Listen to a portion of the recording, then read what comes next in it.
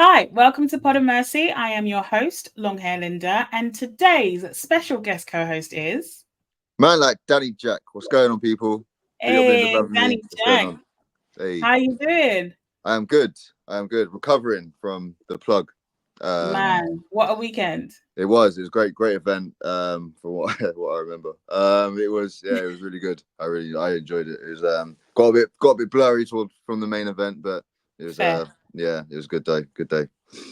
Ah, awesome. All right. Yeah, no, I had a really, really good time. So I find that, yeah, definitely it's a bit different in our 30s now. Yeah, Staying tell out me till about that it. late at the after party, I was like, I've still been struggling a little bit. I'm not gonna lie. I It went took me a minute. I went home at 10:30, bro. I was gone. I But like that's I, the thing, like with events, it's an all-day thing. So it feels mad late even when you go home early. I was finished, man. I was worse for wear by the end of it. But yeah, no, it's a good event. Big up Shrubs, big up Premier Battles, and all them lot. They smashed it. Yeah, no, they did. They did. All right. Well, listen, Danny, you've been here before, so you're actually a returning guest co-host. But last Yes. time you were here, you didn't have a solo episode. We did an episode of Podomercy Games, and I had Mm-hmm. you going up against Gemini Gem. for Yes. hip hop knowledge, wasn't it? Yeah. So I thought, you know what? We need to get Danny back. Make sure you get your own episode. Have a good topic, I believe. But before we even get there, Yeah. I don't think we did this last time because it was a game edition. So I don't know if you're aware of this, but I like to start with a rapid fire segment. Okay. Okay. So you're going to have 45 seconds on the timer to answer 10 questions. Okay. I didn't First do well of at this all, in the quiz. do you think that sounds doable, or does it feel a little bit like It sounds attemptable. I mean, attemptable? Listen, I yeah. like it. Attemptable is good. So yes, you'll have 45 seconds. If you answer all 10 questions, if you get through it all, then you win. If you don't, then Right. I win. Okay. Cool. Let's go. All right. Okay. So I'm I'm going to with get it. my timer together. And then as soon as I say go and start asking the first question, the timer started. All right. Okay. Okay. And go. Bath or shower? Shower. Name 3 items you take to a desert island. Um. Beer. Beer. TV. PS4. First thing you do when you wake up? Go and shower. Beach holiday or city break? Beach holiday. Would you rather be rich and hated or poor and loved? Rich and hated. If you could have any superpower, what would it be? Telekinesis. Sit down meal in a restaurant or delivery? Delivery. Favorite way to relax after a long day? Play PS4 or go to the pub. Favorite cereal? Cocoa Pops. And biggest accomplishment so far? Next in line series. Oh, you did it! Come on. As if you actually did it. I definitely Literally regret was Rich and right. Hated though. As soon as you said next in line series, the alarm went off. Hey, come on. That was the easiest one. That's the thing I'm most proud of, I think, I've ever done. I really regret the Rich and Hated though. I definitely would rather be poor and loved. Well, listen, that's the answer you gave first. That might be how you really feel. You know, in my head, I was like, I'm already hated enough, and it is. You know what I mean? I might as well just get rich now. You might as well be rich, right? Yeah. What were I can't remember. I remember the first one was beer. What were the 3 items you said you take? I said a beer, TV, and PS4, and which makes no sense in the desert island. There's no electricity, but I think I plug them in. Yeah, no, but it's funny how beer was the first thing I thought of, bro. I had other answers, but it's recorded. So you know what? Fair. I appreciate that. Actually, thank you very much. Yeah.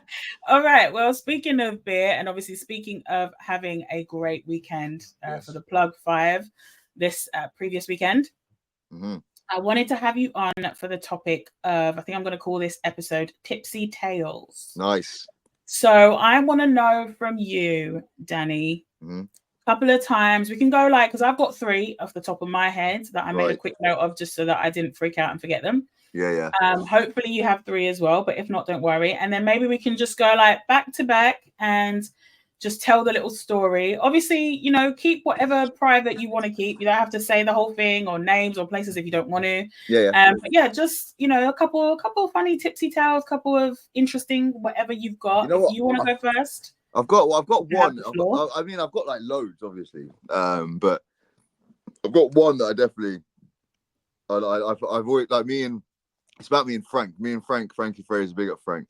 We used to hang out. Like we were like inseparable for many years, especially in the early days of our running battle rap and whatnot.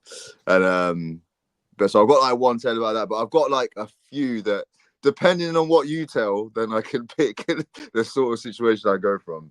But Fair enough. So we can start off a bit tame, and then you can see what I'm gonna say, and then you'll feel comfortable. Yeah, basically. Like I don't know why. I don't know if I have it like a tame one. I don't know what tame is in comparison to other people. But I mean, so the one I had in mind is it's not even, it is one, but it's basically about a series of times. Basically, me and Frankie used to go to this place called Barracuda, which is in Eden Broadway. It's absolute shithole of a nightclub. It's terrible. But like I don't know, like it's probably like you can probably see it in both of us now, even though we're older. Sorry, I think it's sliding down. Even though we're older now, like obviously Frank's matured a lot further than I have.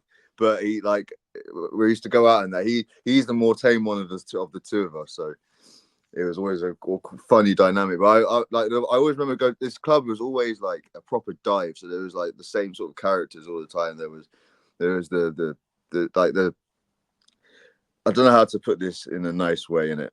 There were a select few women that would go to this club in search for one or two things: man or trouble. Okay. And they'd always find one or two, or the combination of either. And then there was a select group of men that would be there for them or trouble. In amongst all that were me and Frank.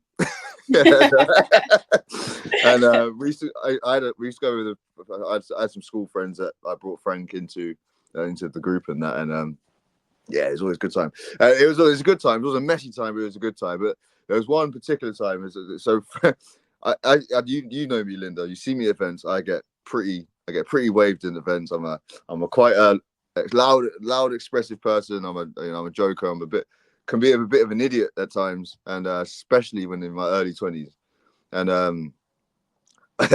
Frank, if I do this, yeah, Frank would know exactly what I'm on about if you watch this episode. Yeah, so anyway, the group, the select, that looks mad actually without context. I just realised that just looks crazy. Oh my days! Especially after describing the women earlier. I don't know. I wasn't sure what that meant, but cool.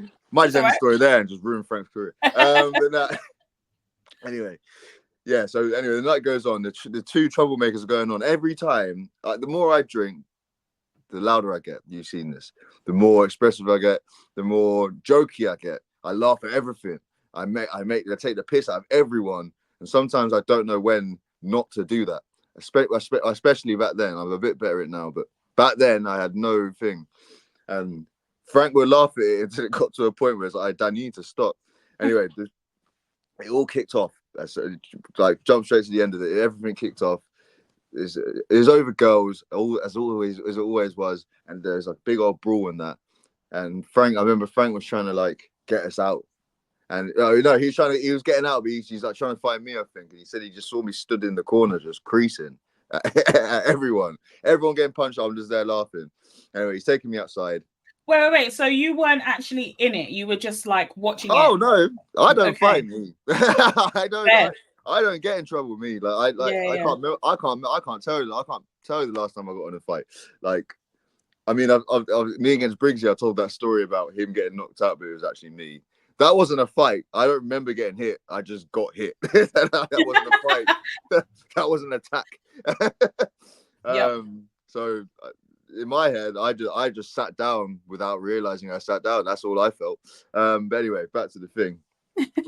Frank's like, Dan, what are you doing, brother? I'm like, look at what's going on. This is hilarious. Like, this is jokes. He's like, it's not, Dan. I was like, I promise you it is anyway. And he dragged me out. And I've decided that basically there's like in the entrance, there's like two barriers. You know, when you line up for a club, you go into the barrier and everyone stands in that thing. I've decided to stand there with my hands like this, yeah, and just block the whole exit. Hands above your head. Yeah, and just block the whole exit. And I'm like, in my drunk set, I'm like, anyone that tries to move past me, I'm gonna kick off. And Frank's like, you're not gonna do that, Dan. I was like, I will. I promise you I will. And yeah, I don't. That is basically the end of the story. But like, it's just a high. It's just that's it's sort of like the highlight of, not the highlight. It's like a summary of how that period of time with me and Frank, the amount of times we've gone out and just ended up in the middle of a fucking shitstorm completely accidentally, especially when we started adding rules to it.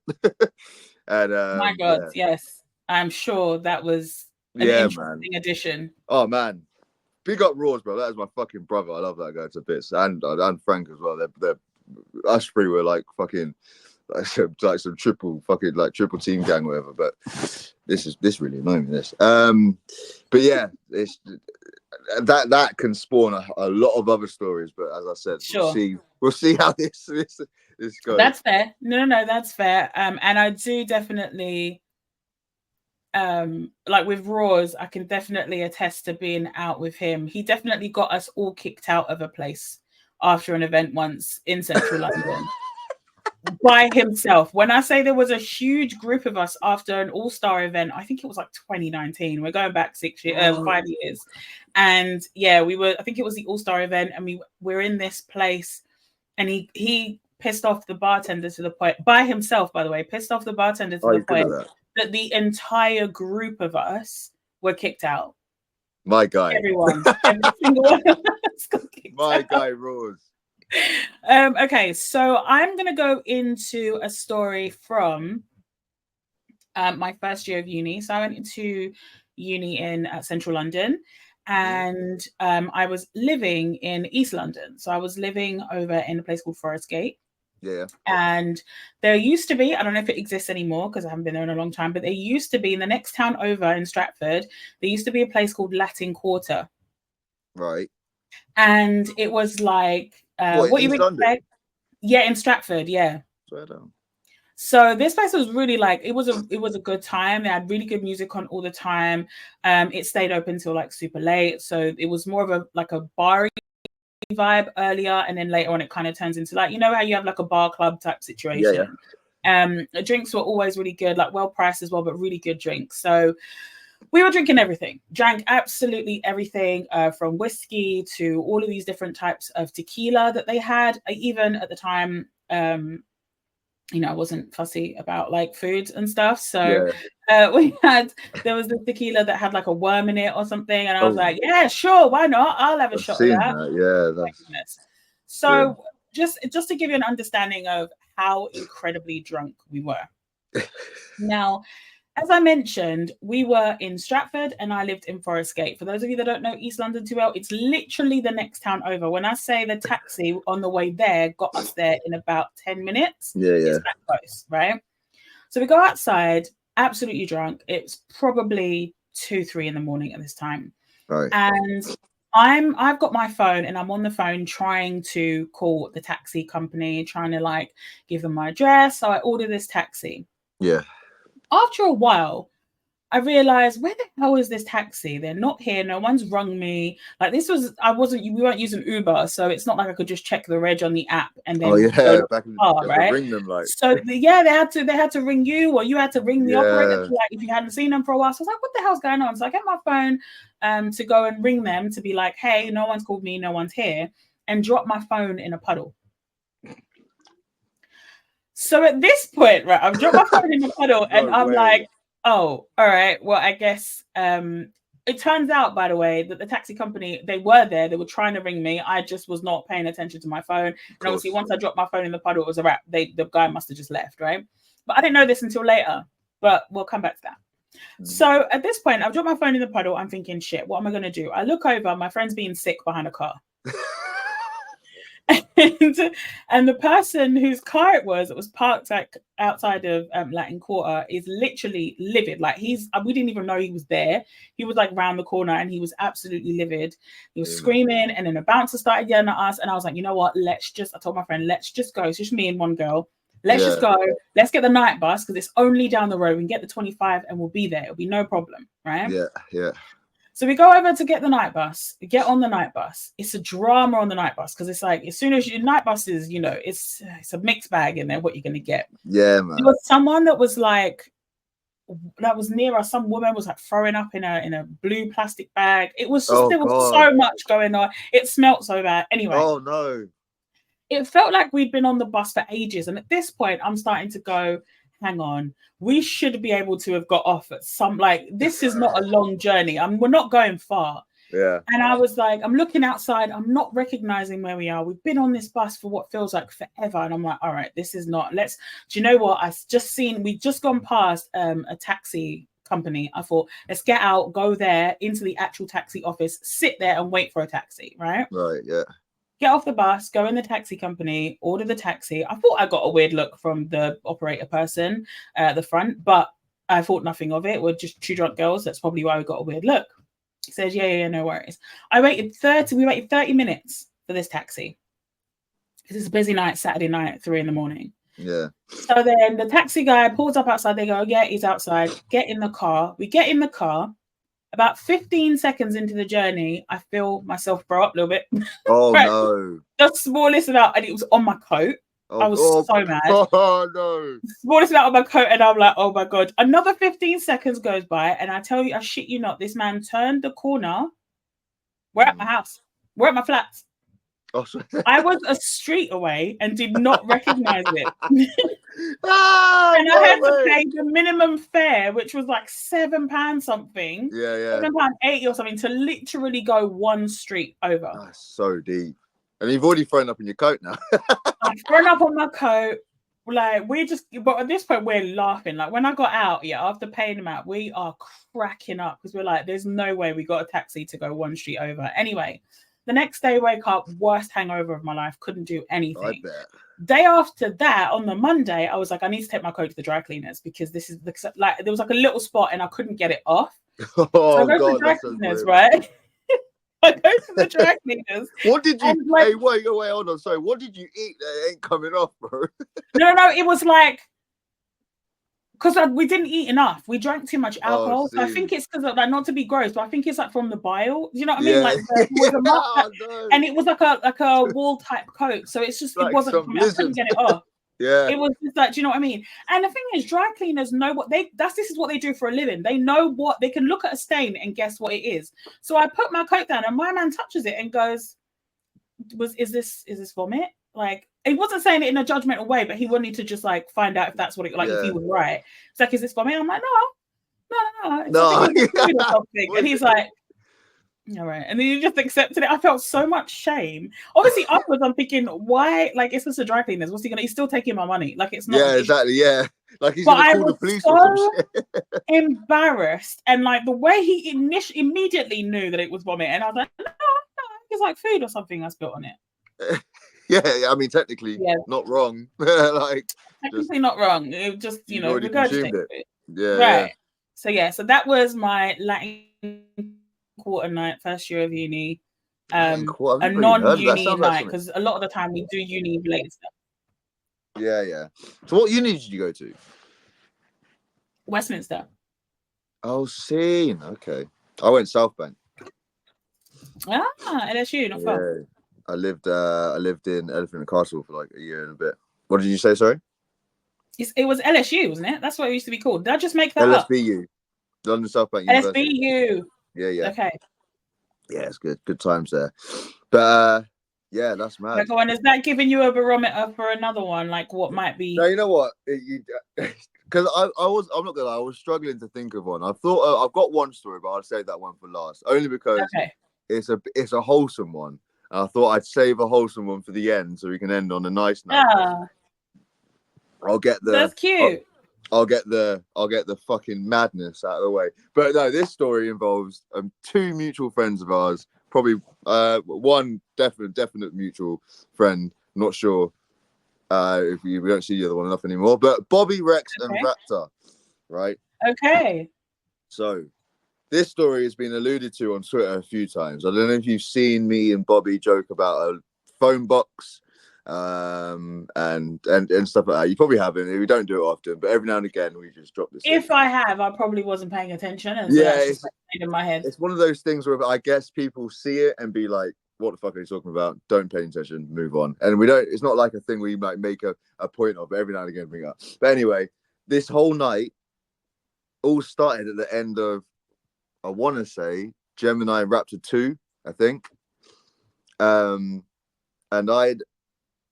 so we all went to. Wait, so you would have been. Oh no, that was London. No, Gemini Raptor 2 was in Manchester. Okay, yeah, because I was gonna say, was that Manchester? And then I thought, oh, wait, no, I don't think Jem came up. He did. Okay, go on. So and bear in mind, right? This is before I'd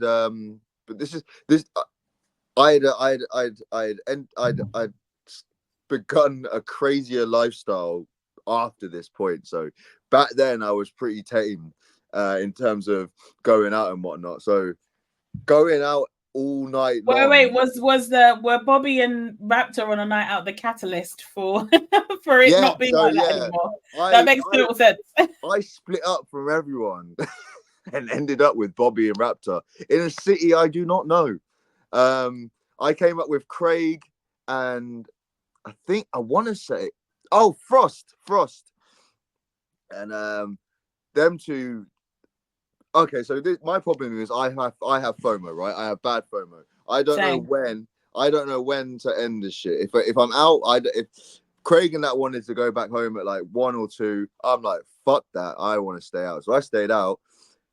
The numbers dwindled off, and I ended up with Bobby Rex and Raptor. Bear in mind, I've never hung out with Bobby Rex and Raptor this much at this point. Like, I've only seen them at events and like in amongst everybody else. I'm alone with these two before. They are on a different level to what I was on back then. Yeah. Completely foreign level to me back then as well. So I was okay. I mean, but I loved it because I'm a fun-loving guy. Back then, I was, like I said, I was pretty. I wasn't used to that sort of like level of stuff, and whatever. But I was out there with them anyway. It was a good time. We ended up going to. It started off. We ended up going to some. It's in the gay bit of Manchester. What's it called? Gay Village. Gay Village. That's it. So we went there, and it's just me, Bobby, and Raptor, and oh yeah, we went in. Raptor.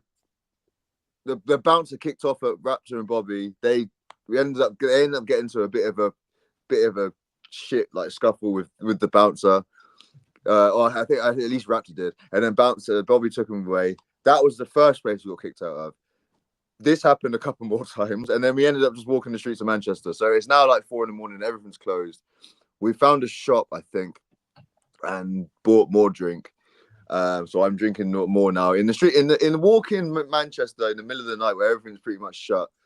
Bobby and Raptor Bobby decides to get Bobby-ish with like very, he's very passionate and aggressive, and you know what I mean. And he was doing that to me, and in a Bobby kind-hearted way, but it's kind of like jovial, but you're not 100% sure that it's jovial. Yeah. I mean, his head was very against my head, and he was shouting very loud. And I've grown to learn that that's just Bobby, but back then, shitting myself, bro. I was terrified. And Raptor's seen this and gone, don't fucking talk to Danny like that, and like push Bobby. And I shit you not, they had a full-on scrap in the middle of Manchester because of me. And I'm stood there like... I'll tell you something for nothing, them two will fight over nothing. They will just... And they've known each other such a long time, and they're really good friends, and then but they will fight. They will scrap. Yeah. So I'm stood there like that like you hear about them girls that want to try and break up men fighting just by going, no, stop it, it's not worth it. I legit almost did a spit take. That's so funny. Yes, okay, that was me. So you were doing that. Oh my god, please, like it's not worth it. Yeah, the worst attempt at splitting up two. It's like trying to pull two fucking rabid pit bulls off each other, and I'm just a chihuahua out here, like compared to their energy, useless. I don't know what I'm doing. So in the end, they just got tired, I guess. And, Anyway, they stopped, and we moved on. Nothing happened. We just carried on. Anyway, time goes past. I think it's now touching about. It was winter. I know that much because it's still dark and it's about 5:30, 6 or whatever. Sorry, I'm sorry about my phone. It's really annoying. All right. Have you not got something you can put behind it? Yeah, that's what I'm trying to do. Like, it's because I'm on. I'm sat on a bed, so it keeps sliding down the thing. I need to put something in front of it to stop it sliding. That'll do it. I can put the TV remote here actually. Yeah, that should work. Yeah, that'll do. Anyway, Hey. we're walking and walking, drinking. Anyway, Bobby decides it's a good idea to put me on his shoulders. So he's gone up without me knowing, by the way. I didn't consent to this. I didn't agree to this. All right. I had no idea until I felt a bald head between my legs. Just slide right in on under. And I'm like, what is going on? And I'm lifted into the air. Anyway, I'm there. I'm terrified of heights. And I'm also terrified of being in someone else's shoulders who's very inebriated whilst also inebriated. I don't think that's a fear, though. I think that's just fucking common sense. Yeah, that's logic. It's being rational. Literally. Yeah. So I'm there, and he's walking about, he's dancing about. And I'm like, ha ha ha, and he's decided to fall for it, and he's literally slammed me onto my face, hit the ground so damn hard. Oh. And I am in so much pain, and my nose is fucked. And this is where the phone box comes in. So I've gotten up fuming, like I'm raging, but I'm also very aware that there's nothing I can do to a Bobby and a Raptor while I'm, you know what I mean? I'm not going to try and fight these, man, but I'm going to let them know I'm really upset about this. And they're all trying to like apologize in their Mancunian way, which is, you know, by not. And and I've just lost my temper and punched the fuck out of this phone box, and like the plastic windows rattled, and Bobby's like fucking hell, anyway. But Bobby's doing his Bobby thing, and then he decides to be like, oh, you know what, Danny, just hit me, just I'll give you a free hit. I was like, I'm not gonna hit you, Bobby, and he wouldn't stop until I hit him, and I hit him with probably the softest punch you'd ever seen a man throw before in my life. And I think I hit him in his like shoulder or something. And he's just laughed at me and he's like, hit me properly, bro. I'm not gonna hit you. Anyway, this went on for a while. Again, moved on, nothing happened. My lip is fucked, by the way. I've got a big old gash down my lip. I'm bloodied up now. Oof. The sun's coming up, and Bobby and Raptor are still up. And I'm starting to flag, but I'm pushing through. We decide to go back to the Airbnb where me and Craig and Frost are staying. So I've walked in and I've said, Bobby, Raptor, like these men are asleep in it, so you need to chill out, and like calm down, wait outside, let me see what's going on. I'm sure they like respected that and did exactly that, right? Yeah. So I opened the door, they bowled in. They have bowled in. Loud as fuck. Craig is late. Craig and that still asleep. Bobby and Raps are like, wake the fuck up. Anyway, Frost is already awake, thankfully. He's like, what are you, man, doing? But by the way, it's like 9-10 in the morning now. The sun is up. Me and Craig and I got to drive back home. I've just got back and we've got to go home. We've got to check out at 11. Craig is not getting up. So Bobby and Raptor stand up on the desk, I think, and just somersault onto Craig, both of them, one at a time. Swanton bombed Craig, and then Bobby did it until Craig got up, and then Bobby and Raptor decided to have a wrestling match. There's I don't know, Frost referenced it when he said to Raptor, fit is a fiddle, because it was that night where, by the way, Frost is hiding underneath a table, like, hold on, let me show you like my mum's makeup table here, because I'm in my mum's room. You see this like table like that, yeah? So Frost is there in this area, yeah? He's like sat there crouched down. And Bobby and Raptor are having a wrestling match. We've got to check out in half an hour. They're damn near killing each other. They've destroyed the room. And then Raptor jumps up and goes, I'm fucking fit as a fiddle. And Bobby and Raptor both have an asthma attack. And then we have to check out. And it was that point I sat down and I'd realised I've just spent, because I probably got to Manchester about 11 in the morning, and now I've ended it with watching these two fucking basically wrestle and strip each other down at 11 in the morning in a fucking hotel room that isn't theirs.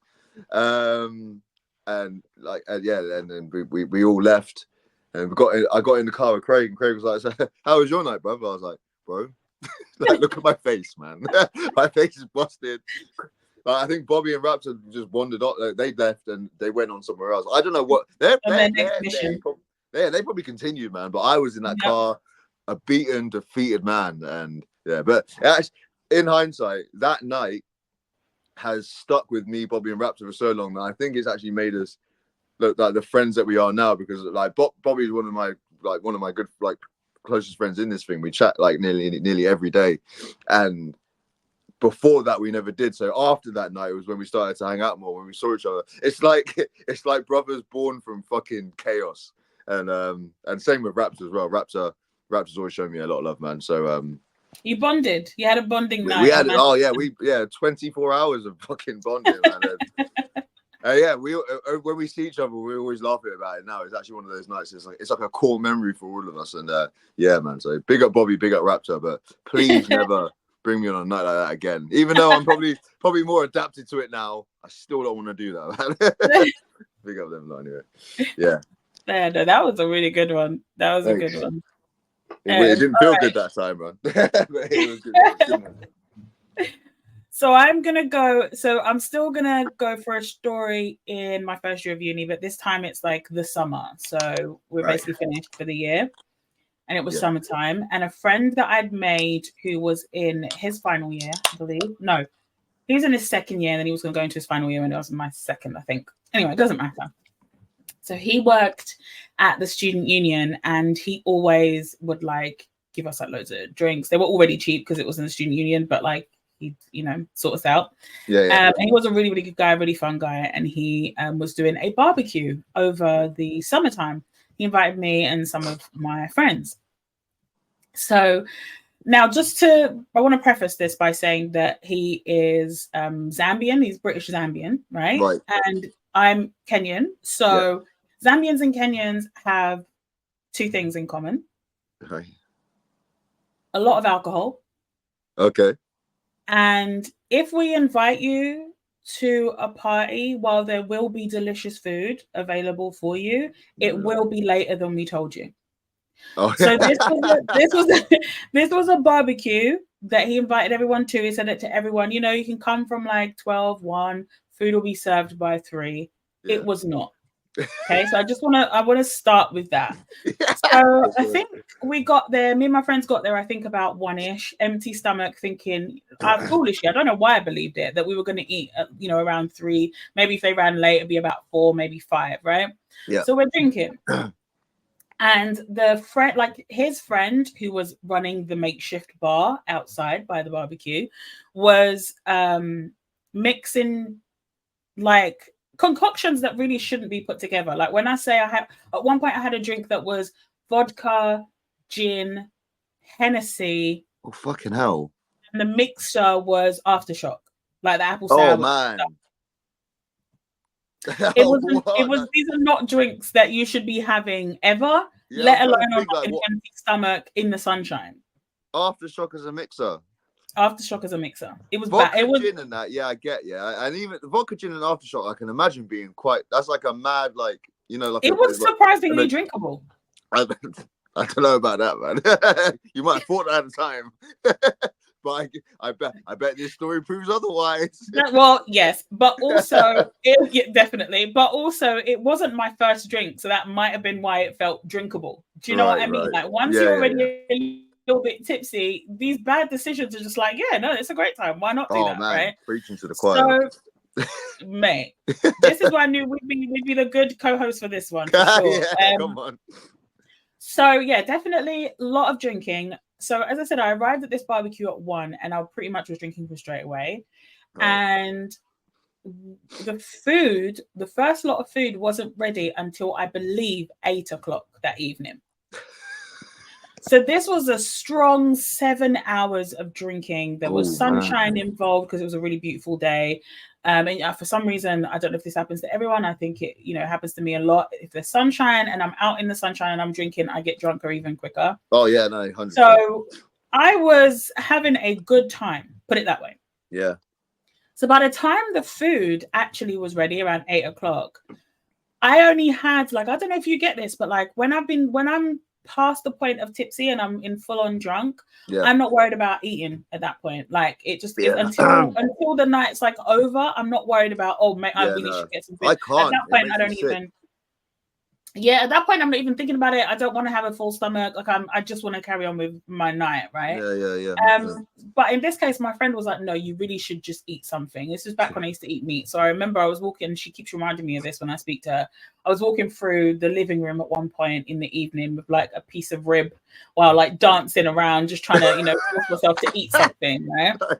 So that's the type of time I was on. Hardly anything in my stomach, even when it was ready, and so much alcohol. So of course, it gets to a part of the night. We were supposed to leave while the tube was still running, because I was at this point. He lived in South Norwood. Is it South Norwood or West Norwood? I don't know, somewhere at Norwood, right? Let's say Norwood. And I was trying to go back to my mum's in Essex, right? Right. And at that point, my friend was also going to East London. So at that point, we were like, you know what? We'll just get the first train in the morning, because it was a Saturday night. I think the first train was going to run to Elephant and Castle at 5:30 in the morning. So we were like, we'll just get that. Yeah, we'll just stay. It doesn't matter. We'll just stay, and then we'll go first thing in the morning. We won't sleep. Yeah. So it got to a certain point where clearly I've drank way too much. It's too much. I may have had some kind of alcohol poisoning, because the way I was running back and forth from their downstairs bathroom to throw up was insane. I was so sick. I was so sick to the point that one time when I went to throw up, I literally was throwing up so much, and I was so drunk, and it was so dramatic that I fell into the shower cubicle. Oh, no way. I fell in, and I was just in there, just lying there, when you just give up. I was like, bro, I don't know what to do, because at this point I've already tried drinking water. I'm just cooked. I have to just ride through it. I have to just, that's it. Get through it. So I was like, this is pathetic. I'm not drinking like this ever. When you're having them conversations with yourself, I'm never doing this again. Yep. This is embarrassing. What the hell is wrong with me? Anyway. Thankfully, I was in a washroom by myself, but I was ringing my friend who couldn't make it. I'm on the phone with her. She's like, I've never heard you this drunk. I've never, ever heard you like this. So that's just where I think it was alcohol poisoning, low key. I think the throwing up saved my life. I'm not joking. Yeah. So anyway, at this point, 5 a.m.'s rolling by. The tube station was maybe 15, 20-minute walk from my friend's house. So we were like, all right, we're going to peace out now. We're going to head over to the station so that when the first train comes, we can go. We at this point I'm starting to sober up, but I'm knackered, because obviously I've just been throwing up. Been through it, yeah. I've been through it, everything.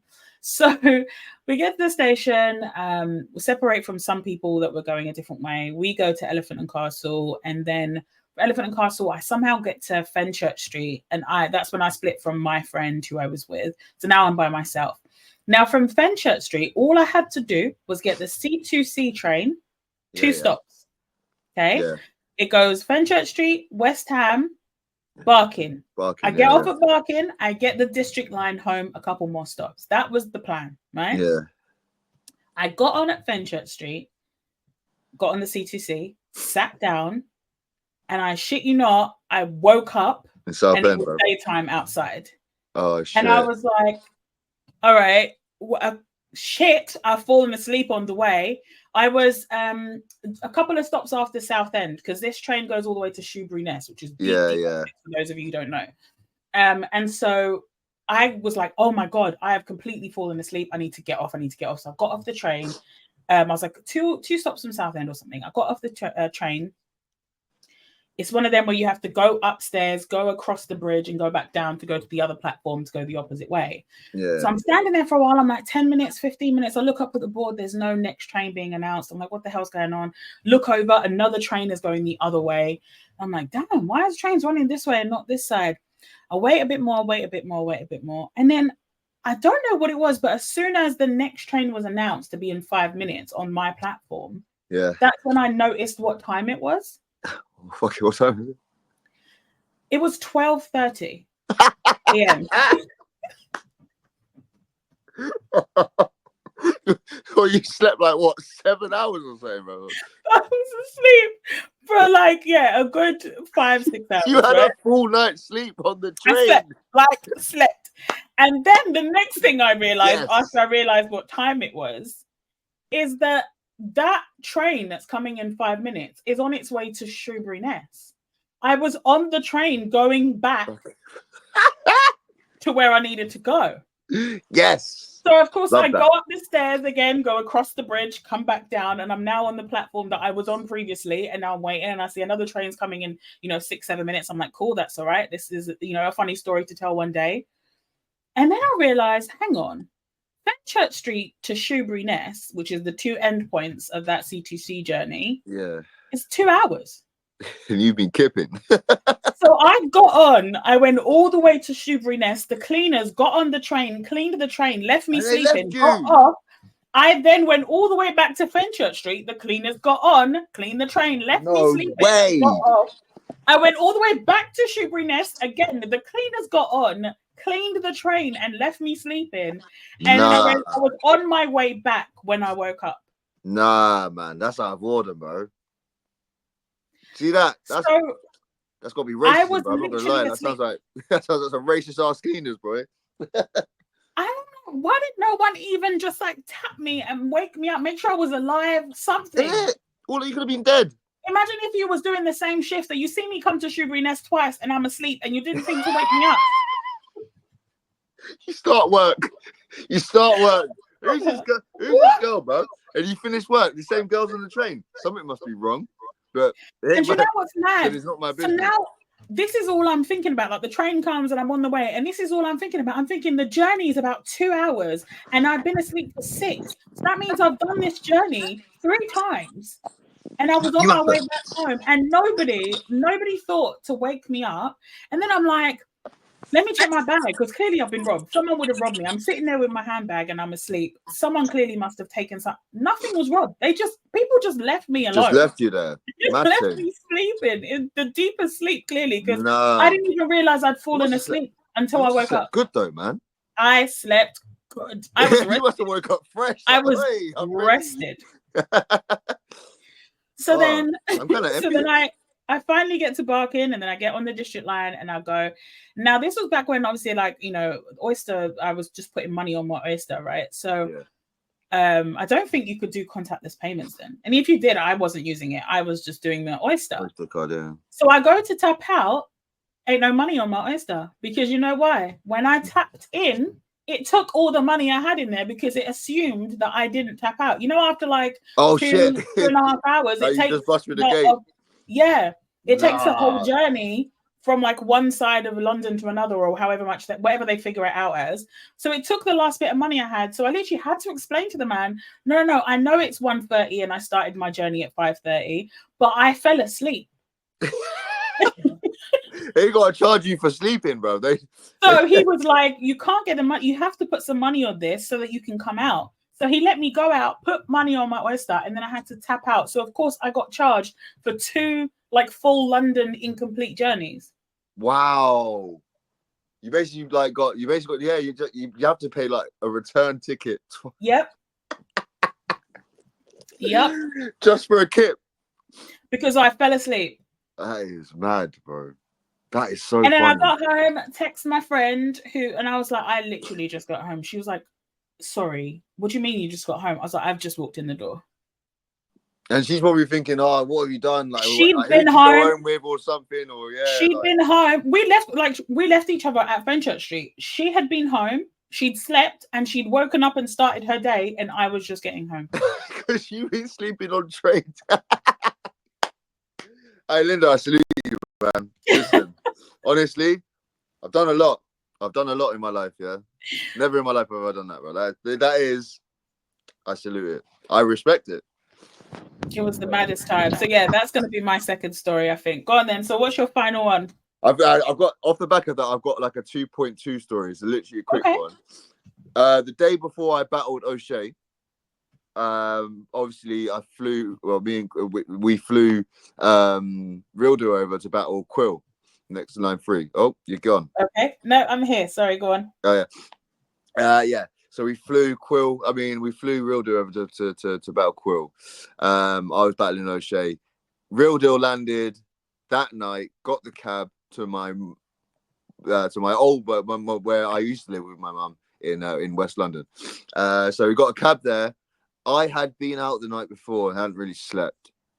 I was knackered, but I said, "Yeah, Trev, come to the house." Obviously, I can't pick you up from the airport, but you know, I think we sorted him a cab from the airport to my house, and yeah, let's go. Anyway, we've got him his cab.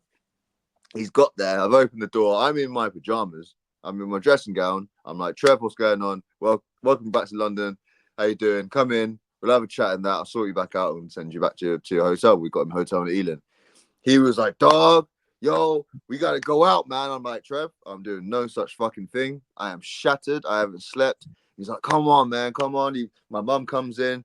He's like, oh, I thought that was your sister. I'm like, brother, relax. You should chill out, Trev. Not him thinking he's being polite and you're taking offense. No, bro, he was trying to flirt with my mum. He's not the first battle as well. I see you, Tony, bro. But big up both of them. But yeah, Trev was like, we got to go out, blah, blah, blah. It doesn't, and even though I haven't slept, even though I'm shattered, even though it's about 10 o'clock and I have to battle O'Shea tomorrow afternoon, I think I'll go for one. Fucking anyway, ended up in Ealing. Long story short, it was a good night, blah, blah, blah. I've got on the bus. This is where it connects to what you said. So I got on the bus. I've got to get back home. The bus from Ealing Broadway to where I used to live is about 20 minutes. We left that shitty club I took Frank to. Me and Frank used to go to. He took Trev to. We left there about 2. So I was thinking I'm going to get home at about 2:30, go to bed, wake up at about 11, get the cab to Fiddler's Elbow, battle O'Shea at 3. I'll be sweet. I haven't even drank that much, he says. And so I've got on the bus and I'm chilling. I'm like, I'll be back home in 20 minutes. Anyway, I open my eyes, I look outside, and I got on the bus. Bear in mind, I got on the bus at about 2:15. It was like 3:30 in the morning. I've looked up and I'm like, so I've done what you've done. I've skipped my stop completely, gone from Ealing to Willesden. I'm like, oh, for fuck! It's like, it's Willesden bus garage, so it's in the depot. Like I've gotten off, and I'm like, I'm just surrounded by bare other buses. Why is there so many buses here? I looked up and realised I'm in Willesden bus depot. I'm like, for fuck's sake! Drivers woke me up and that. So I'm like, all right, cool. I was like, where's the bus stop going back towards like Perivale, where I used to live? It's actually over there. So all right, cool. So I've walked over, got on the bus. What the fuck? That was scary. Right? The light just died and came back on again. I'm like, yo. Happy Halloween, everyone. Isn't it? I wanted to die in here. Anyway, I got on the bus back. And I'm like, sweet. I'll be back. I checked I think it wasn't a city map about it, like Google Maps or something. It's like 30 minutes. Like, okay, cool. It's not that far. And I've got the bus back. Bear in mind, this is now about 4, maybe 4:15 in the morning. And I've going back. But next in line, when was next? Next in line is like October time, isn't it? So yeah. So back there, it wasn't the sun was coming up still around the same sort of time. Anyway, I've got on the bus. Same thing happened again. I've opened my eyes, brother. I'm back in Ealing Broadway where I left Trev 4 hours ago. I'm like, I have to battle O'Shea. Honestly, I've gotten off the bus. I'm like, I have to battle O'Shea. Why do I keep going back and forth from Ealing? And I was so angry. And I got the bus back. And I fell asleep again, but I didn't make it as far as Wilson. I ended up having to walk back like a mile back. I got home, but I actually finally got back indoors at about 7:30, nearly 8 o'clock in the morning. And then I lay down in bed, and then I get a text from Craig and Rowan being like, oh no, not Rowan. Yes, wasn't friends with Rowan back then. I got a text from Craig and being like, oh, okay, next in line, let's go, bro. I'm going to be there at 10 o'clock. I'm going to pick you up. I'm going to go. I'm like, I really don't want to battle O'Shea today, man. And then if you watch the O'Shea battle, and I'm knackered, that is why. Because I fucking took the bus back and forth from Ealing to Willesden to Willesden to Ealing, and my house is in the middle, and I kept going past it. But yeah, that was because that not as impressive as your train. That's something special, man. Because I woke up both times and got back. You just stayed. The way I didn't wake up, I didn't know I was asleep. I was gone. That's so funny. It's like I remember getting on the train, sitting down, and then waking up, and it's daytime. Like that's how it went. Oh man, I wish I just stayed asleep. I wish I got on the bus at 2:30 and just slept till 7.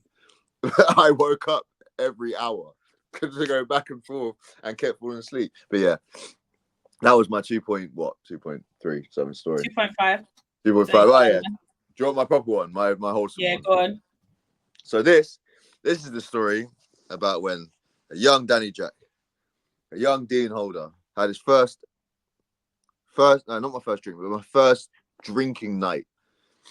So I'd had a drink before, but I'd never actually gone out with my friends and bought. So this is, I think, So it's my 18th birthday actually. So this is the first time I've gone out and bought drink legally myself and drank it. And it was at my dad's, and sorry, I had a fucking big old beer butt then. It was at my dad's. It's all right. It adds to it. It's tipsy tales. yeah, very on that. I was at my dad's. My dad lives in a very small, very very remote council estate in Surrey. Like it's a place called Headley Down. If basically you get a satellite map of it, it's just woodland, and then there's a little bold spot, and that's where it is. So that's where I was born. I was born in Guildford, and then that's where I was raised for the first 2-3 years of my life. My dad still lives there, but anyway, so I've got a lot of good friends there. You may have heard me speak about a girl called Steph, who's a very very like one of my best friends, and she passed away many years ago. But so one of the first times I ever had a drink, I'm lying, it was my 18th, but was it yeah, no, it was, because she it was. So it's my 18th birthday, and she was still 17 at the time, and a lot of my friends were 18 and above. She was one of the youngest. But anyway, we where my dad lived, there's a community. He lives in like these flats. They look like townhouses, but they're flats. And then you come out and there's like a park, like a playground, and then there's like a huge field, and then there's miles of woodland, and a community centre. So we used to go to there was one shop in the estate, and one stop. It's the only shop for miles.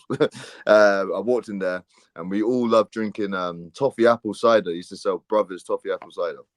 I went in there with my fucking brand new ID, like, come on, bro, look, I can buy alcohol. Yeah, give me. Serve me. Yeah, literally, I bought it all. But I hadn't really drank before. Like I'd had but like I didn't really. I drank when I was like 15, 16 and that, but I was too scared to get drunk. This was the first time I got smashed. Anyway, we started drinking in the daytime, drinking blah blah blah. Me and Steph, we used to have these Mike and Ike's, the sweets. Mm-hmm. Yeah, so we used to eat them. We used to cook. We used to be called Smarts and Dumbs. I was smart. She was dumb. She called me Smarts because I went to college and that. And she went to college. So before she died, she was she just started college and then died like in the first like 6 months.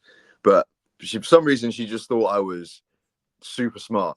I guess it's like small estate mentality. And at this point I was living in London, so she just thought I was this fucking super genius or whatever. Anyway, we were drinking and whatnot. We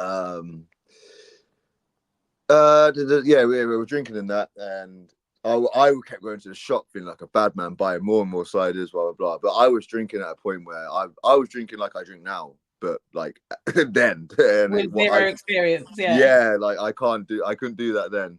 But before everything went to shit, I remember, like, she was very small because she had cystic fibrosis, so she was very like quite small compared to like everyone else her age. So but also because of her cystic fibrosis, her liver could process alcohol better than us, which was mad. I never knew that. But know so that. she, yeah. So, but she used to be really loud and really physical for someone with her condition. So when she was drunk, she used to run and jump and love being picked up and thrown about. But the point I want to get to the story is it's just a nice memory, innit? It's just it got toward the end of the night. I'll just say at the end of this, I was in the field with my trousers half down, throwing up to the point where my dad had to come outside, pick me up. Question. Go on. If you're in the field throwing up, why are your pants down?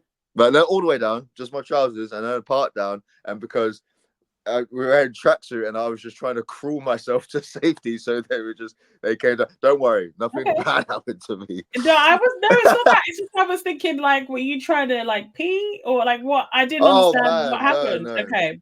No. Okay. I was just mashed up. But before all that, there's so me and Steffi were obsessed with Skins, and we used to listen to the theme song, the especially the season 1 theme, so the original one, yeah, the dum dum dum. I remember like what we it was like 12 of us, but when it got to this sort of point, like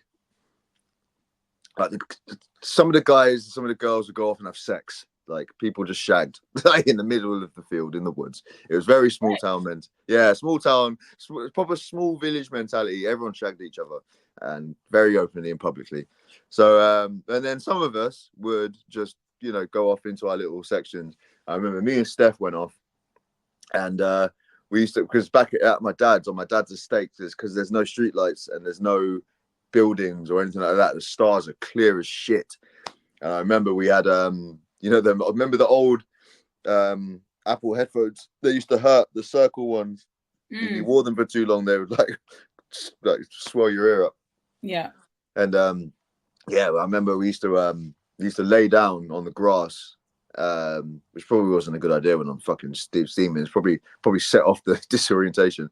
But we used to listen to the Skims theme song while looking at the stars and talk about the cringiest shit in hindsight. But that was like the first time I had a proper drink. But I always remember it because of the stars and the Skims theme song and that. And it's just a nice memory of Steph and that. But then about an hour or two later, I was thrown up and crying. I remember my dad took me on. I said to him, I think I'm dying. He's like, my stomach is in so much pain. And he gave me some super noodles and I ate them and I felt a lot better. I was just hungry. I was just starving. But yeah, no, that's I thought I'd end it on a sort of wholesome one. But, no, that is nice. I like that one. But yes, and also as well, like afterwards, like Steph, the first house party I went to was Steph's. It was a Halloween party. But that girl could drink, boy. Like I honestly, like WKDs were her drink. She used to bat them, and then apparently, because of her cystic fibrosis, her liver could process it better than us. But yeah, man, that girl could really, really drink. And at her funeral, the bar was every drink that we bought, like the money would be donated to the hospice that looked after her. And so me and my friend Nathan, we were childhood like best friends, and we were both really close friends with her. We drank the bar out, and again I was a mess. But it was a mess for a good cause, I guess. But yeah, that's my story anyway. No, I like it. I like that story. So you went to, which is interesting, you went to when you were about 18. So my last story is from when I was a few months from turning 18. So I was 17. Right. And so as I mentioned earlier, I'm Kenyan. So I'm British Kenyan, but Kenyan. Yeah. And I was born in Kenya, in Nairobi, which is the capital city. And but I only actually spent a few years of my life in Kenya. So from like birth till 2, and then from like 5 till 7. That's how long I'd lived in Kenya. So when I was about 17, my mum was like, we need to do a trip. You can see family, people you haven't seen since you were 7, people you might not even remember. Like, we need to go do a good trip and stay out there for a decent amount of time. So we went, and then while we were there, my mum stayed, I think, for about 2-3 weeks, and then she was like, I think you should just stay longer, just stay here and you can stay with my sister. And you know, I ended up doing like fun things and meeting loads of new people. It was a great time. Mm-hmm. So when I was a child, when I was about 5, my mum had this best friend from before I was even born. And when I was like 5 years old, I have this memory of they always used to have this joke between them that her youngest son, who was a few years older than me, and I would be like betrothed. So when we were older, we'd like marry each other, basically. Right. Obviously not serious, but it was like a little joke thing, right? Yeah. So at one point, and obviously my mum's former best friend, or best friend at the time, you know, was stayed in touch with, like, she was good with my family as well. So like my mum's sister, they were all in touch. Right. So while I was out there, at this point, I think I'd been out there for a good 3 months or so. And I spent a total of 4 months there. So I've been there for about 3 months or so. I think this is around June. My birthday's in August, before I turned 18. So I'm still 17, used to, you know, going out, drinking, all that kind of stuff. But not quite like this. But anyway, I'll get to it. So I went to see, my aunt thought it'd be a good idea for me to go see my mum's best friend from when I was younger and like spend time with them. They live like in the countryside area, and I get to see a whole new area in Kenya, and go, you know, spend maybe like 4 or 5 days with them. Yeah. So I go out there. I'm gonna give him a different name. I'm gonna call him Paul. Okay. So I see Paul, which is the youngest son, man like Paul. And so after I'd been there for a couple of days, he was like, oh, what do you like to do? Like, kind of getting to know each other as adults. And he was like, there's this bar like in town. It's like 20 minutes from here in a car. I'll take you on Saturday, blah, blah, blah. So we went on Saturday, had some good food, had a lot of drinks. And while we were there, someone that Paul knew, I'm going to call him John, who was like an acquaintance of his, like a drinking buddy type thing. Where were you? The Bible? Yes, I was in the Bible. John. That's where I was. I was just picking the easiest names I could think of. So this guy, John, he comes over. He was nice enough. He hung out with us. He was sitting at our table and he was like drinking with us and stuff. So we're all drinking. And I remember, like, as the night was going on, John at one point was like, man, you're strong. Like, you've had all these drinks and you keep going, and you're not going to the bathroom, because obviously they're drinking beer, so they're up and down going to the bathroom. I think I was drinking vodka, and I had like a bottle at the table, and like I was doing too much. So I was brought up in Essex, and one trick that I knew from as soon as I started going out drinking was you don't pee until you absolutely have to, because once you've done it, you've broken the seal and you're going to be peeing all the time. Like when you're out drinking, you got to wait as long as you can. So I'm not going to the bathroom. But anyway, finally I go to the bathroom, and when I come back to the table, Paul says, oh, by the way, what's the time? And I didn't have a watch on, so I went to get my phone. I had one of them little flip phones, a little Samsung flip phones. Yeah. I don't know I think it was like the A380 or something that had the little fisheye lens on the front. Yeah. So anyway, I've gone to look for it in my bag. It's not in my bag. I'm like, oh, I don't know what I've done with my phone. And I thought, let me go check the toilet I was just in. Go to the bathroom. Phone's not in there. I was like, I didn't take it out of my bag, but maybe it fell out. Looking around, it's not there. I'll go back and I'm like, I don't know what's happened to my phone. My phone's gone.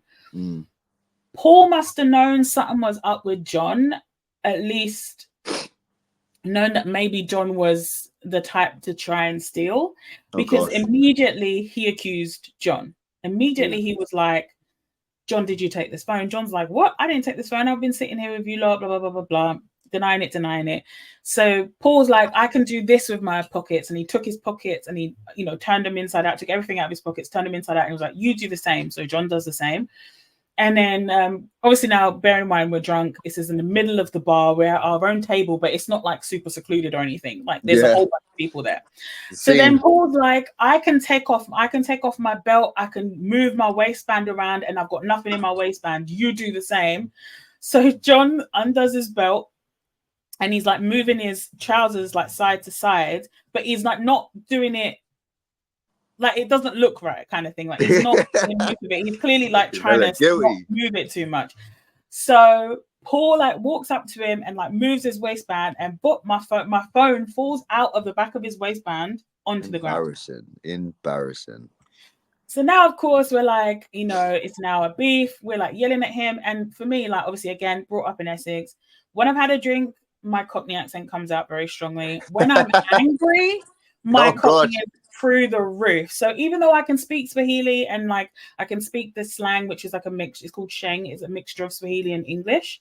Right. At that point, I'm cussing him out. Like I've gone full Essex.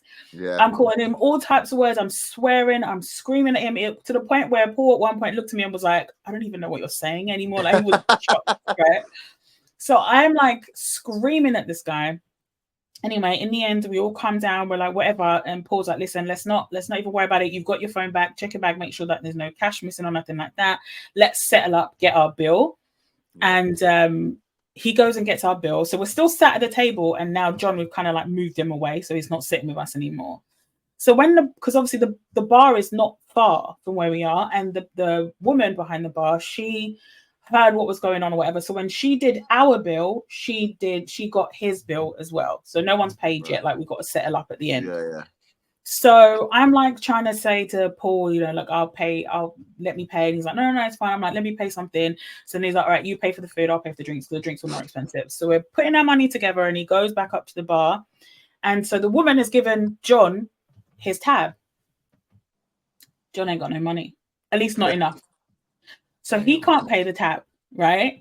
And he's only got like a little bit of cash, like nowhere near enough. So obviously he was joining us hoping that Paul was gonna add his tab to ours or something like that. Yeah. But clearly now you try rob my phone, it's all right for you, right? Oh no. So he's not got any money. And this man comes from behind the bar. Now I don't know if he owned it, but he was behind the bar as well. And he comes out with the biggest whip I have ever seen in my life. I'm not even joking. It was this huge whip. And I was like, it was at that moment, you know, when you're like, oh, I'm in the countryside in Kenya. I'm not in London. I'm not even in Nairobi. I am in the countryside. I saw a man cut back the whip to go hit him. I was like, oh my God. Oh, fuck me. What? Paul grabs my arm. Paul grabs my arm and moves me over to the other side of the bar. There was another table that was free. So we sit over there. And like the guy from behind the bar whips John one time and then back again two times and then back again. The third time I was like, can we just pay John's bill? Like I was like, I cannot do this. Like what? I felt so bad. And I was like, Paul, like I'll pay. He's like, we're not paying this bill. I was like, I will pay it if you don't pay it. Like I can't watch a man get whipped. Like, this is crazy. This is what? So you crazy. Don't pay the bill, you get whipped. Apparently, I've never been back to that bar, so I don't know if that's their rule, if that's how they normally are. That was my first and last time there. But they whipped this man 3 times, and at that point, I got up and I was like, I'm paying this bill. I'm paying it. So I'm walking over towards the bar. I haven't even made it past like the table or anything. I was just like sort of gesturing that way. And for whatever reason, the whipping had stopped at this point. I don't think it like broke the skin, but I think obviously like it hurt, right? Oh, yeah, and it was like he wasn't even close to him. That's how big the whip was. He was like all the way still at the bar, whipping like it was the Indiana Jones, bro. It was the maddest thing I've ever seen. So then John, for whatever reason, John decides that I don't know because he's like angry because he's in pain or whatever, but he looks over and decides that he's gonna be like shouting nonsense at Paul. Paul had nothing to do with this. It's like shouting at Paul and then saying, yeah, and then you and your wife, calling me his wife, like you and your wife, you're trash, blah, blah, blah, blah, blah. You think you're better than me. So I'm like, and then he's like, I didn't even try and take that phone. You planted it on me. So yeah, so at this point, I'm just yelling at him and I'm like, you definitely stole my phone. You're trying to take me for a mug. Again, I'm starting to swear again, screaming, and I'm sat back down. So me and Paul are sat over on the other side of the bar, just yelling across at John. Next thing I know, the entire room is black, completely dark. And I hear, where, which is like you in Swahili. It's like you. Yeah. And then I just get like a flashlight, like I get light in my face. And I hear where, and then everyone's completely silent. So of course I've just gone completely silent. What the fuck? And I sat there, and then suddenly the lights come on, and it's a gang of police at the doorway. Now, just for a bit of context as well, Kenyan police, they look like fucking soldiers. They basically wear like army fatigues. They wear like camouflage. and they've got like fucking rifles on them, right? So there's a whole bunch of police, guns. I'm freaked out. So then they start rounding people up. They separate the women from the men. The women go on one side of the hallway, the men go on the other, and they were all like chained up. They had like fucking handcuffs and they were in a chain line, the men. But the women, we were just separated, but we didn't have like cuffs or anything. So I'm standing there, and this point, like tears are just coming. I'm like freaking out. I'm looking over, Paul's in handcuffs in the opposite queue from me. I'm in with a bunch of women that I don't know. We get taken over across the road to the police station. And once we arrive there, like, again, we're still being kept separate. The men are all being told to sit down. Paul's like, stop crying. It's okay. It's okay. Don't worry about it. You'll be fine. You'll be fine. I get to, like, they walk over, and then I don't actually remember whether they sent all the women home, but I remember the chief guy telling me to go home. Saying, go get a taxi, go home. And I was like, okay, thank you. And I look over at Paul, and I've got all this stuff. I've got like his phone and all this kind of stuff. And then he's just like, just go home, you'll be fine. Just go home, you'll be fine. I'm like, okay. So I go outside, I'm bawling, crying my eyes out. And there's like a taxi guy just outside. And I'm like, I'm trying to get to, and it's like he knew. It turns out that Paul's mom like knows a lot of people around there. They knew who Paul was. They knew where I was supposed to go. So even the taxi driver that was outside the police station knew exactly where I needed to go before I could even say anything, because I couldn't even get my words out.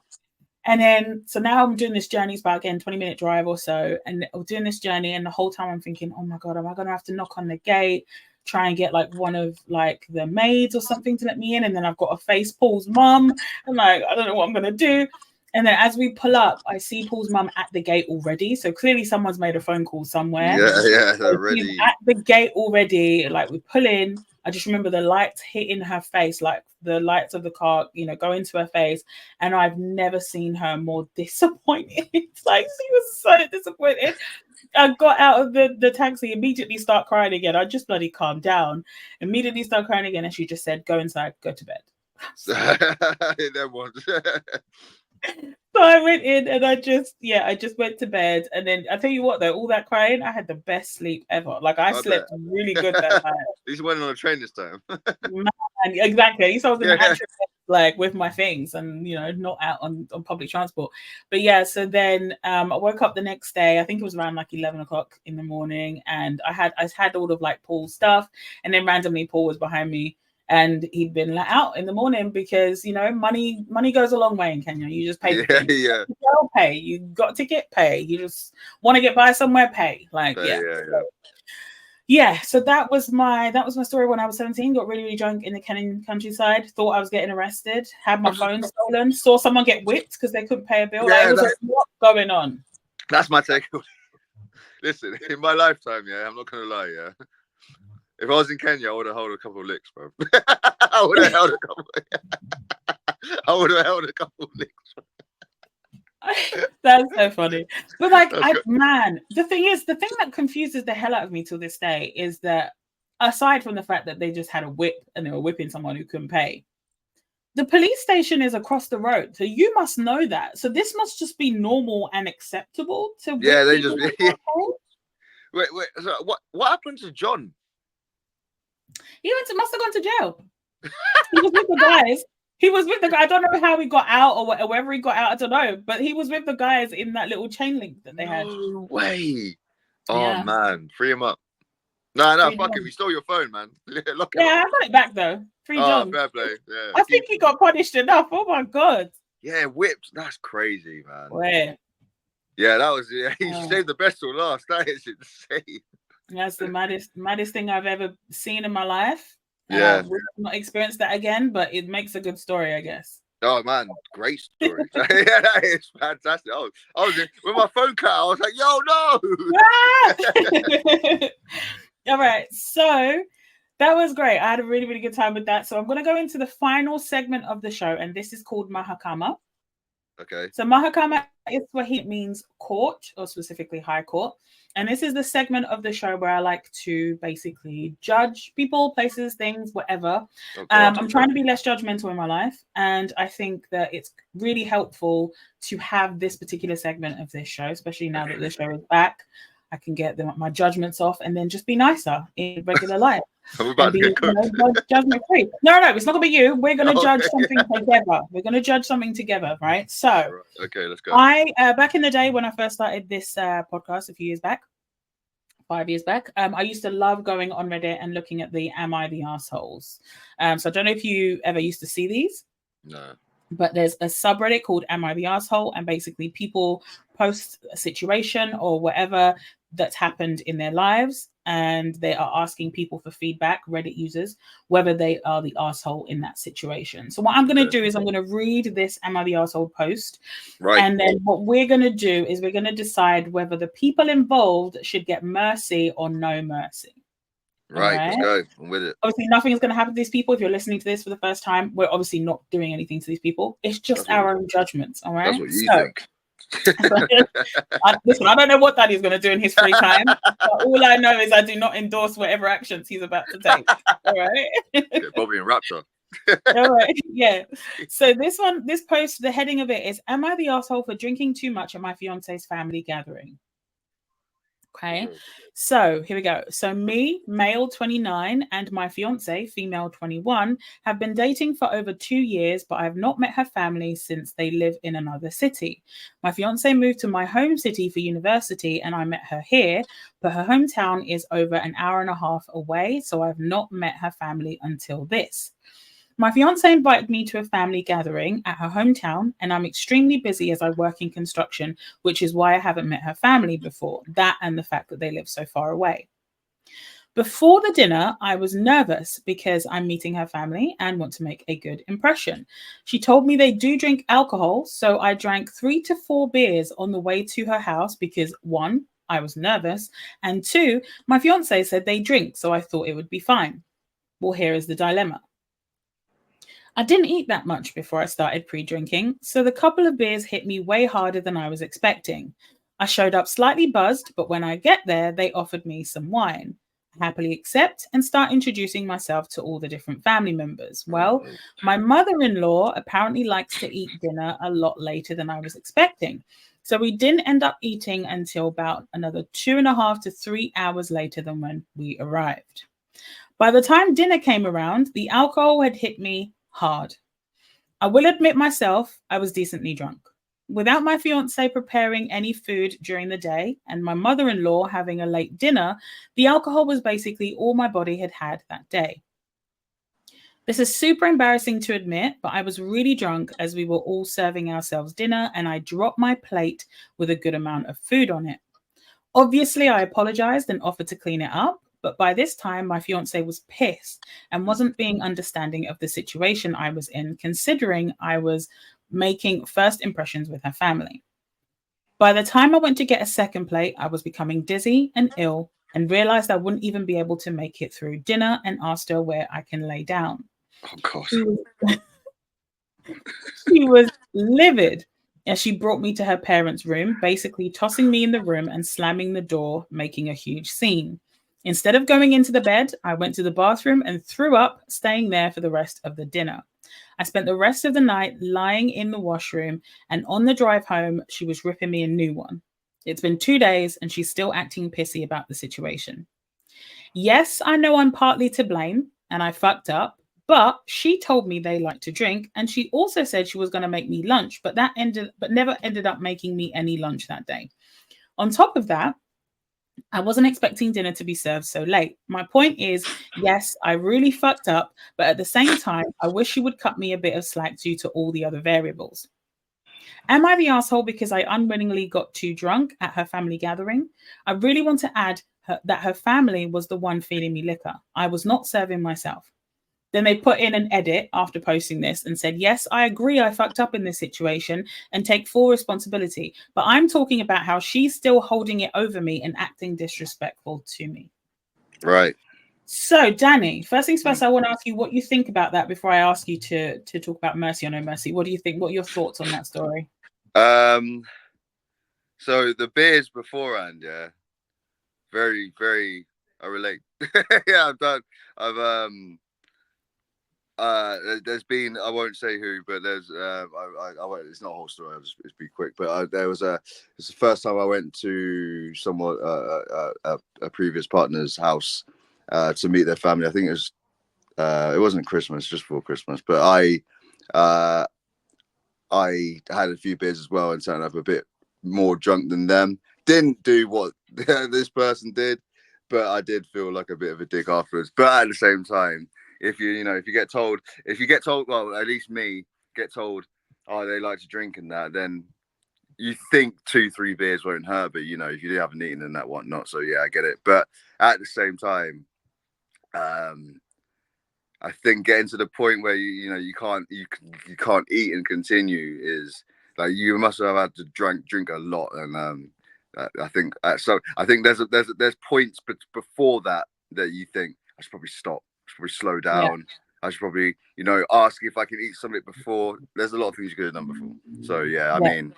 Yeah. I agree with you. I think that like he was just making a bunch of excuses. Like I get having drinks before you go somewhere, especially somewhere that's making you nervous, like meeting your fiance's family for the first time. Like I feel like, yeah, I get it. Like I'd probably have a drink if I, was in that situation. Maybe I'd have a drink beforehand. I met my I didn't have that opportunity, let's just say. But like I understand having a drink beforehand, but him saying, oh, she said she would make me lunch. She didn't make me any lunch. And then we got there and I just kept drinking and, they didn't have dinner till late. So by that point, I'm wasted. I think you got to take a little bit more accountability. Like, it sounds like you're trying to say it's other people's fault. Yeah, no, but, yeah. Yeah, it's a bit mad. Throw it down your neck. You like 3 to 4 beers before you get to her house and you haven't eaten anything. And then you keep drinking more when you get to her family's house and you still haven't eaten anything. Like you can stop drinking. Like you can ask for a soft drink. Like you can have a bit weird. You had a soft one. You could have had some food before you got to her house. When you realized when you got there that she didn't make you any lunch, you could have bought some lunch on the drive there. Yeah, if you can buy the beers, you can buy the food. Yeah, like there's a lot of things you could have done. So all right, so Danny, mercy or no mercy for the man that drank too much? Mercy means you think, yeah, like you're an asshole, and no mercy means you can give him a pass. I'm gonna say no mercy, in the sense that it sounds like it was the first time. If it was a repeat thing, then there's a problem. But I'm gonna say, like. Wait, so do you mean mercy? No, like mercy for him or no mercy for him? Oh, sorry, no, sorry, mercy, yeah. Mercy for him, because he was an idiot, and I'm sure he won't do it again.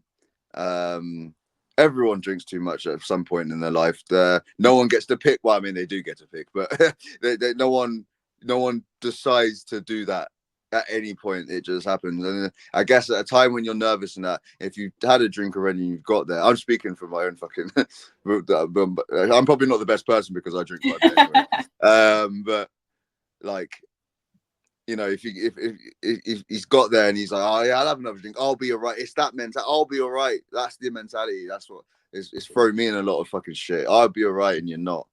So I'm gonna say mercy, but it's like very, very. I think he deserves her being a dickhead to him for however long. Because I mean, if I brought a partner to my family and they did that, I'd be pissed. So I hear it. I mean, I'm gonna say no mercy. Only because if he hadn't made all them excuses in the post and then did the edit saying that, no, I'm taking full responsibility. I'm just saying that all this other stuff happened and why she's been a dick to me and disrespectful. Yeah. That's the only reason I'm saying no mercy. Because I get that. Yeah.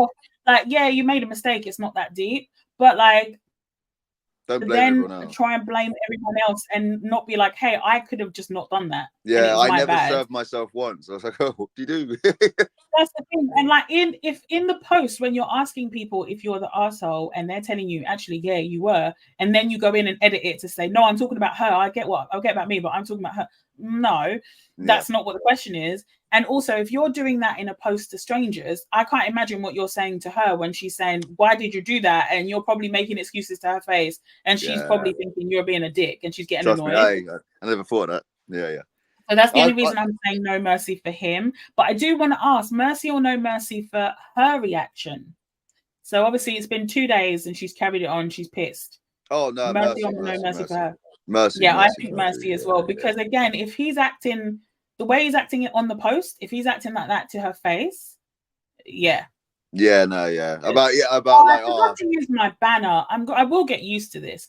I've forgotten to use. I created this little Mahakama banner for this segment of the show, and I forgot to use it. Fuming. Sorry if you're listening to this, you have no idea what I'm talking about. This is for the YouTube viewers. Sorry about that. But mercy for her, definitely, man.